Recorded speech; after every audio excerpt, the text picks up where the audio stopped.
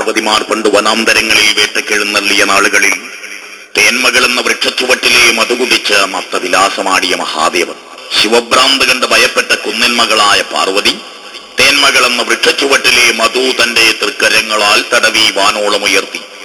കുപിതനായി മുക്കണ്ണൻ ശ്മശാനവാസൻ ആടി ചടുലതാണ്ഡവം തല്ലി തൻ തൃത്തുടമ്മേൽ പിറന്നു ദിവ്യനായ പുത്രനൊന്ന്. ഇതാദിദിവ്യന്റെ ഈഴവരുടെ തൊണ്ടച്ചൻ ദൈവത്തിന്റെ പിറവിയുടെ കഥ. എല്ലെല്ലാ മധുവനവും നീ ആടിക്കോ, കദളി മധുവനം നീ ആടണ്ട എന്ന പിതൃകൽപ്പന ഏതോരഭിശപ്ത മുഹൂർത്തത്തിൽ ലംഘിക്കേണ്ടി വന്ന കുലവൻ പിതൃശാപമേറ്റ് ഭൂമിയിലേക്ക് ഇറങ്ങി വയനാട്ടിലെത്തി കുലത്തിൽ പെരുമയുള്ളവനായി ശ്രീ വയനാട്ടുകുലവൻ ദേവനായി മാറി.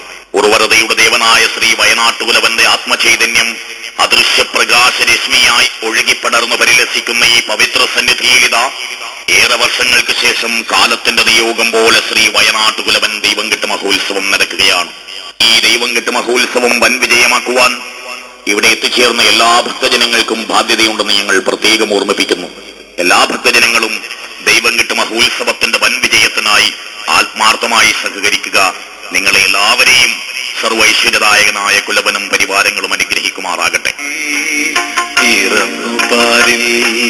പരമേശ്വരൻ നേരെ പ്രിയമാം കൽപ്പക തരുവിൽ നിന്നും മധുവെടുക്കാൻ ദേവദേവേശന്റെ തുടയിൽ നിന്നുയിർക്കൊണ്ട ദിവ്യനല്ലോ ശക്തി പൗരുഷങ്ങളുടെ മഹാമൂർത്തിയായ ശ്രീ പരമേശ്വരന്റെ അംശത്തിൽ നിന്നാണ് സാക്ഷാൽ ആദിതീയൻ അഥവാ ആദിദിവ്യന്റെ തേജോപൂർണമായ പിറവി. ഐതിഹ്യ കഥകളിൽ വർണ്ണശബളവും ഭാവനാപൂർണവുമായി പ്രകീർത്തിക്കപ്പെടുന്ന കൈലാസനാഥന്റെ നാനാ ലീലാവിലാസങ്ങളിലേക്കാണ് വയനാട്ടുകുലവന്റെ ഉത്ഭവകഥയുടെ വേരുകൾ നീണ്ടെത്തുന്നത്.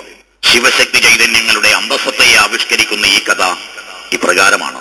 ശിവപാർവതിമാർ കാട്ടിൽ വേടരൂപം പൂണ്ട് വേട്ടയാടി കേളികളിൽ ഏർപ്പെട്ട കാലം പെട്ടെന്ന് മോഹാവേശിതനായ ഭഗവാൻ പാർവതിയെ കാമപൂർത്തീകരണത്തിന് ക്ഷണിച്ചെങ്കിലും പാർവതി വഴങ്ങിയില്ല. സ്ഖലനം സംഭവിച്ചപ്പോൾ നിലത്തു വീണ ശിവരേതസ്സിൽ നിന്നും തേന്മകൾ, കരിമകൾ, തിരുമകൾ എന്നിങ്ങനെ 3 വൃക്ഷങ്ങൾ മുളച്ചു വളർന്നു.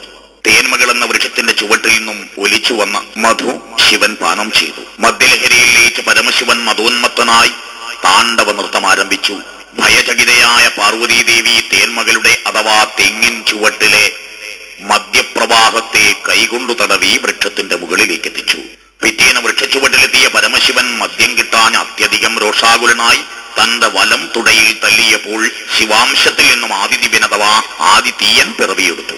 വൃക്ഷത്തിൽ കയറി മദ്യം ശേഖരിക്കുവാനുള്ള അവകാശം തുടയിൽ നിന്ന് പിറന്ന തൃപ്പുത്രന് നൽകിയതോടെ ദിവ്യൻ ശിവന് നിത്യേന മദ്യം ചെത്തിക്കൊടുത്തു തുടങ്ങി. മധു നേരാംവണ്ണം കിട്ടിത്തുടങ്ങിയതോടെ ശിവൻ വീണ്ടും ആനന്ദ നൃത്തമാടി. ദുഃഖാകുലയായ പാർവതി മഹാവിഷ്ണുവിന്റെ സഹായത്തോടെ ദിവ്യനെ ശിവകോപത്തിൽപ്പെടുത്തി ദേവലോകത്തിൽ നിന്നും പുറത്താക്കുകയാണുണ്ടായത്. ശ്രീപരമേശ്വരന്റെ അംശാവതാരമായ ആദിതീയനാണ് ശ്രീ വയനാട്ടുകുലവനായി ഭൂമിയിൽ അവതരിച്ചത്. കുലത്തിൽ പ്രമുഖൻ എന്നതിൽ നിന്നുമാണ് വയനാട്ടുകുലവൻ എന്ന സ്ഥാനപ്പേര് ലഭിച്ചത്. വയനാട്ടിലെ നീലിമാടത്തിങ്കൽ തമ്മരശ്ശേരിയമ്മ എന്ന ശിവഭക്തയായ സ്ത്രീ സന്താനങ്ങളില്ലാത്തതിന്റെ തീവ്ര ദുഃഖം തീർക്കാൻ ഇഷ്ടദൈവമായ കൈലാസനാഥനെ നോമ്പുനോറ്റ് പൂജിച്ച് നാൾ കഴിച്ചതിന്റെ ഫലമാണ് ശിവമൂർത്തിയായ വയനാട്ടുകുലവൻ അവരുടെ പുത്രനായി തീർന്നത്. എല്ലാ അർത്ഥത്തിലും ശിവാവതാരമായ ഈ തമോ ഗുണമൂർത്തി നിത്യവും മദ്യപാനവും വിലാസകേളികളുമായി ജീവിതം നയിച്ചു പോന്നു. മദ്യം കിട്ടാതിരുന്നൊരു കാലത്ത് ശിവന്റെ നിർദ്ദേശങ്ങളെ അവഗണിച്ച് കുലവൻ കദളി മധുവനത്തിൽ മഹാദേവനായി ഒരുക്കി വെച്ചിരുന്ന അഷ്ടമധുകലശം തുറന്നു നോക്കിയത്രേ. ശിവന് പൂജിച്ചു വെച്ച മധുകുടം നുകരാൻ ശ്രമിക്കുമ്പോൾ ശ്രീ മഹാദേവൻ തിരുവടി അതും കണ്ടുവന്നു.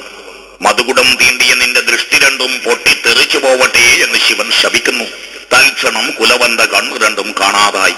പശ്ചാത്താപ വിവശനായ കുലവൻ ശ്രീ മഹാദേവനോട് മാപ്പിരക്കുന്നു. ഒടുവിൽ ദയാനിധിയായ ശിവൻ 108 വെള്ളിക്കണ്ണ് വെച്ച് പൂജിച്ചതിൽ നിന്ന് വെള്ളിക്കണ്ണിൽ നിന്നും 2 വെള്ളിക്കണ്ണെടുത്തു കൊടുത്തു.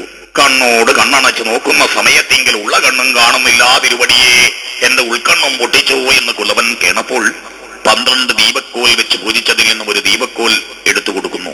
ഇത് കത്തിക്കഴിഞ്ഞാൽ ഞാനെന്തു ചെയ്യണം മഹാദേവൻ തിരുവടിയെ എന്ന് ആരാഞ്ഞപ്പോൾ ഇത് കത്തിക്കഴിഞ്ഞാൽ നീ ഓടയെന്നും പെരുങ്കാട്ടൂടെ കൈയെടുത്ത് ഓടനാർ ഒളക്കത്തി വലിച്ച് ഓടൽ മുളം തല്ലി ചൂട്ടുകെട്ടിക്കൂ എന്ന് കൽപ്പിച്ചു. അപ്രകാരം യാത്ര തുടർന്ന കുലവൻ കണ്ണു കാണാത്ത ദേഷ്യത്തിന് വടക്കുമന്യരൻ മഹാപർവ്വതം നോക്കി ചൂട്ടും കണ്ണും വലിച്ചു ചാടി. കണ്ണ് ചെന്ന് വീണത് ശ്രീ മഹാദേവൻ തിരുവടിയുടെ ഹോമകുണ്ടത്തിൽ, ചൂട്ട് ചെന്ന് വീണതോ ആദിപറമ്പൻ കണ്ണന്റെ മുറ്റത്ത്. പുര കത്തുന്നുവെന്ന് ഭയപ്പെട്ട കണ്ണന്റെ പ്രതിമയിലേക്ക് ഇപ്രകാരം അരുളി ചെയ്തു: ചൂട്ടെടുത്ത് നിന്റെ കനിരാശിയിൽ വെച്ചോളൂ. ആദിമൂല പരദേവതയായിട്ട് പ്രായക്കാലത്ത് കുലസ്വരൂപത്തിങ്കൽ ദൈവം വയനാട്ടുകുലവൻ കരകയറ്റുന്നുണ്ടെന്ന് വെളിപ്പെട്ടു. അങ്ങനെയാണ് കുലവൻ ഈഴവരുടെ കുലദേവനായി മാറിയത്.